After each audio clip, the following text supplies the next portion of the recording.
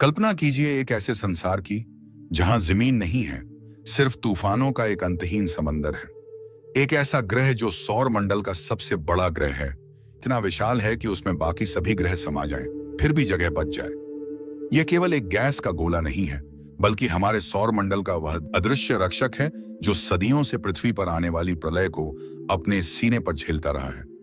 बृहस्पति का चुंबकीय क्षेत्र पृथ्वी से लगभग 20,000 गुना अधिक शक्तिशाली है। यह इतना बड़ा है कि अगर यह दिखाई देता तो रात के आकाश में यह चंद्रमा से भी बड़ा दिखाई देता। आज हम एक ऐसी दुनिया की यात्रा पर निकलेंगे जहां दुनिया के नियम बदल जाते हैं और रहस्य अपनी चरम सीमा पर हैं। स्वागत है बृहस्पति की खौफनाक और विशाल दुनिया में।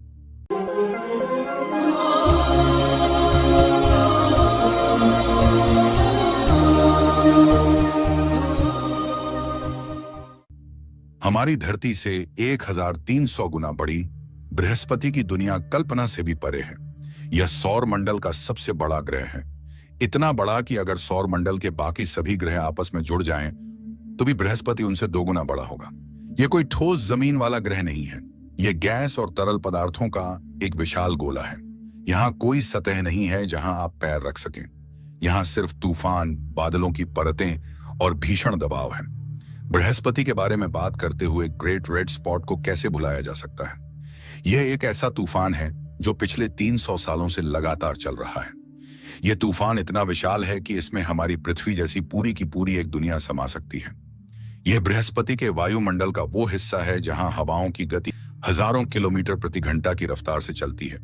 यह ग्रह का वह चेहरा है जो हमें सिखाता है कि ब्रह्मांड में ताकत और अराजकता का क्या मतलब होता है।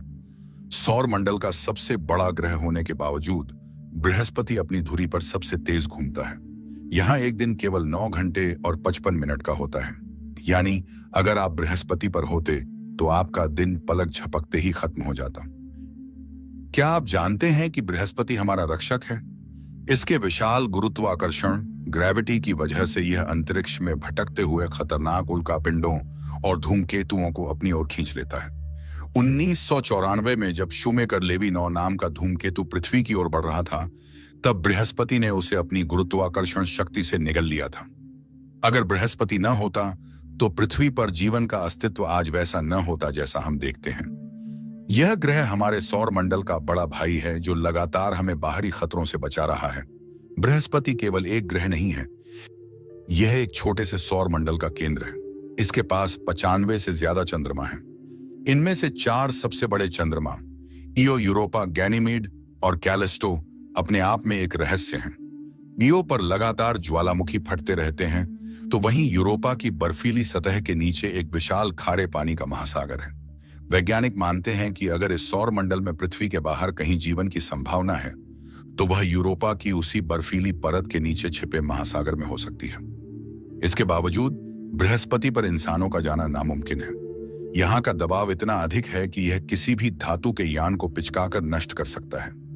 वैज्ञानिकों का मानना है कि बृहस्पति के वायुमंडल के बेहद गहरे हिस्सों में अत्यधिक दबाव के कारण कार्बन के परमाणु हीरे डायमंड्स में बदल सकते हैं। वहां सचमुच हीरों की बारिश हो सकती है। यहाँ का रेडिएशन इतना खतरनाक है कि कोई भी जीवित कोशिका वहां 1 सेकंड भी नहीं टिक सकती। बृहस्पति हमें बताता है कि ब्रह्मांड का हर ग्रह रहने के लिए नहीं होता, कुछ ग्रह केवल संतुलन बनाए रखने के लिए होते हैं। बृहस्पति को देखना ब्रह्मांड की विशालता को महसूस करना है। यह हमें याद दिलाता है कि हम सौर मंडल की इस बड़ी सी पहेली का एक छोटा सा हिस्सा हैं। इसके बादलों के नीचे और इसके चंद्रमाओं की गहराई में क्या छिपा है, यह जानने के लिए आज भी हमारे अंतरिक्ष यान वहां चक्कर लगा रहे हैं। क्या हम कभी इन रहस्यों को पूरी तरह खोल पाएंगे? बृहस्पति एक रेडियो स्रोत भी है।